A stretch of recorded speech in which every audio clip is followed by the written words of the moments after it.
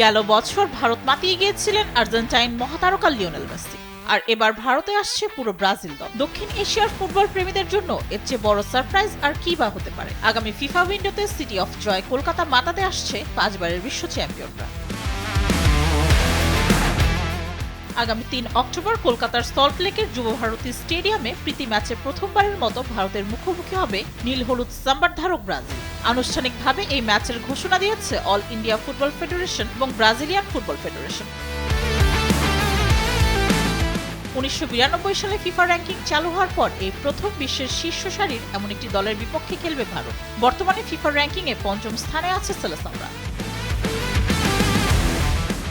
বিশ্বকাপ পরবর্তী October FIFA উইন্ডোতে 3টি ম্যাচ খেলবে কার্লো আনচেলত্তির দল। এর আগে 25 সেপ্টেম্বর টাউন্সভিলে এবং 19 সেপ্টেম্বর ব্রিসবেনে স্বাগতিক অস্ট্রেলিয়ার বিপক্ষে 2টি আন্তর্জাতিক প্রীতি ম্যাচ খেলবে ব্রাজিল। এরপরই কলকাতায় উড়াল দেবে কার্লো আনচেলত্তির দল।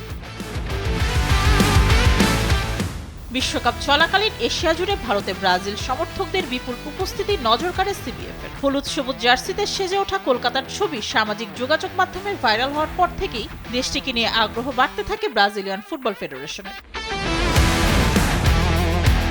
জানা গেছে ব্রাজিলের এই ম্যাচ আয়োজনে আগ্রহ দেখিয়েছিল বাংলাদেশ, সিঙ্গাপুর এবং কাতার। তবে শেষ পর্যন্ত সব আলোচনা সফল হয় ভারতের সঙ্গে। বিশ্বকাপের রাউন্ড অফ 16 থেকে বিদায় নিয়েও ব্রাজিলের জনপ্রিয়তায় কোনো ভাটা পড়েনি। ভারত ব্রাজিলের এই প্রীতি ম্যাচকে ঘিরে এরই মধ্যে শুরু হয়েছে তুমুল উন্মাদনা। ভিনিসিয়াস রাফিনিয়াদের চোখের সামনে দেখতে দিন গুনছেন কলকাতাবাসীরা। টিকিট বিক্রি, নিরাপত্তা ব্যবস্থা এবং ব্রাজিল দলের সফরসূচি নিয়ে আগামী কয়েক সপ্তাহের মধ্যে আরও বিস্তারিত তথ্য প্রকাশ করবে আয়োজকরা।